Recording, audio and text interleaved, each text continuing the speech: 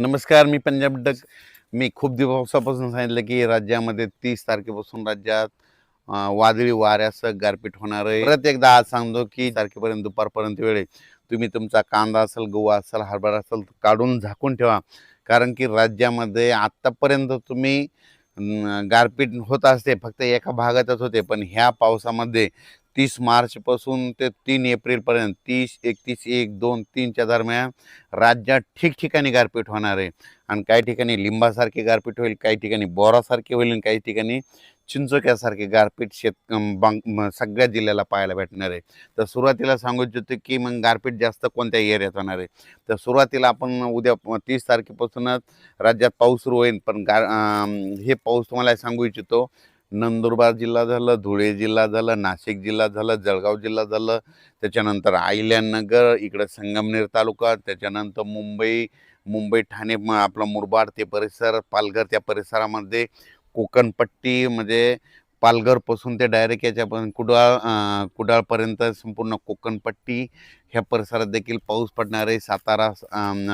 सातारा, कोल्हापूर, तसेच तिथपर्यंत ह्या कोकणपट्टीमध्ये देखील खूप पाऊस देखील होणार आहे, गारपीट देखील होणार आहे, म्हणून हे लक्षात घ्यायचं.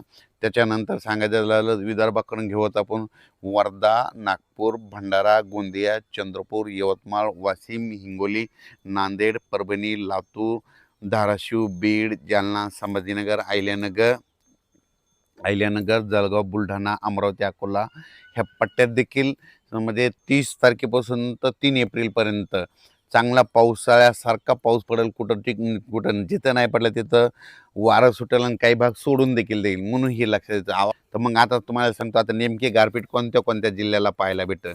तर तुम्हाला एक सांगू इच्छितो, सुरुवातीला मी परभणी जिल्ह्याचा आहे म्हणून परभणी जिल्ह्यातलं सांगू इच्छितो की परभणी जिल्ह्यात आमच्या इथं सेलू तालुका आहे माझा. म्हणजे माझ्या गावापासून कंप्लीट इकडं वालूरकडं म्हणजे वालूर, चारठाणा ह्या परिसरात गारपीट पाहायला भेटेल. म्हणजे आमच्या सेलू तालुक्यात भेटेल, जिंतूरकडे देखील भेटेल, पालम परभणी जिल्ह्यामध्ये पालम देखील आहे, पालम पुण्याच्या त्या पट्ट्यामध्ये गारपीट बघायला भेटतं. म्हणून हे देखील परभणी जिल्ह्यातल्या शेतकऱ्यांनी गंगाखेड देखील भेटल, म्हणून हे परभणी जिल्ह्यातल्या शेतकऱ्यांनी अंदाज लक्षायचा.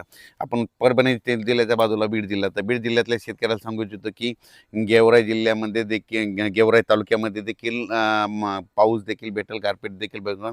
बीड जिल्ह्यात मात्र वादळी वाऱ्यासह पाऊस पडणार आहे, ठिकठिकाणी पडणार आहे, काही भाग सोडून देणार आहे, म्हणून बीड जिल्ह्यातल्या शेतकऱ्यांनी अंदाज लक्षायचा.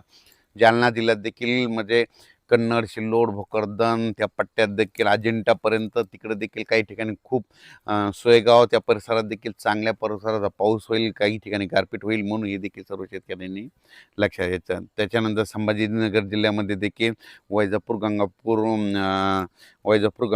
ह्या पट्ट्यात देखील चांगला पाऊस देखील होईल, गारपीट देखील होईल.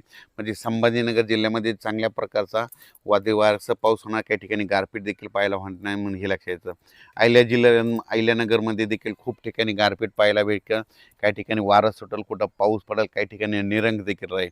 संगमनेर तालुका, त्याच्यानंतर पुणे जिल्ह्यात देखील जिल्ह्यातल्या शेतकऱ्यांना देखील गारपीट पाहायला भेटेल, म्हणून हे देखील पुणे जिल्ह्यातल्या सर्व शेतकऱ्यांनी आपण आपला कांदा असेल, गहू असेल त्याचं काळजी घ्यायची. सातारा जिल्ह्यात देखील गारपीट पाहायला भेटेल. त्याच्यानंतर कोल्हापूर जिल्ह्यात देखील काय गारपीट पाहायला देखील भेटेल. त्याच्यानंतर इकडं बुलढाणा जिल्ह्यात देखील घाटाच्या खाली इकडं म्हणजे सिंदखेड राजाचं त्या परिसरात गारपीट पाहायला भेटेल. त्याच्यानंतर अकोला, अमरावती तिकडल्या जिल्ह्यात देखील गारपीट पाहायला भेटेल, पाऊस देखील पडेल. त्याच्यानंतर वर्ध्याकडं हिंगणघाट त्या परिसरात देखील गारपीट पाहायला भेटेल. त्याच्यानंतर सांगायचं झालं तर इकडं यवतमाळ जिल्हा, माहूर तालुका त्या परिसरात देखील काही ठिकाणी पाऊस, काही ठिकाणी गारपीट पाहायला भेटेल. म्हणजे सांगायचं झालं तर खूप ठिकाणी म्हणजे हे पाऊस काही ठिकाणी पावसाळ्यासारखा पडेल, काही ठिकाणी रिमझिम पडेल, काही ठिकाणी सोडून देखील देईल. पण राज्यात मात्र 3 एप्रिलपर्यंत राज्यात हे अवकाळी पावसाचं सावट आहे, ही सर्व शेतकऱ्यांनी लक्षात घ्यायचं. पट्टीच्या आंबा उत्पादक शेतकऱ्यांना सांगू इच्छितो की तुम्ही काय करा, तुम्ही तुमच्या आंब्याची काळजी घ्या. कारण की कोकणपट्टीकडे देखील खूप पाऊस देखील बघायला भेटणार आहे, गारपीट देखील भेटणार आहे. तसे नाशिक जिल्हा, त्याच्यानंतर नंदुरबार, धुळे, जळगाव ह्या पट्ट्यात देखील चांगल्या स्वरूपाची गारपीट पाहायला भेटणार, म्हणून त्या शेतकऱ्यांनी आपण आपल्या पिकाचं संरक्षण करावं.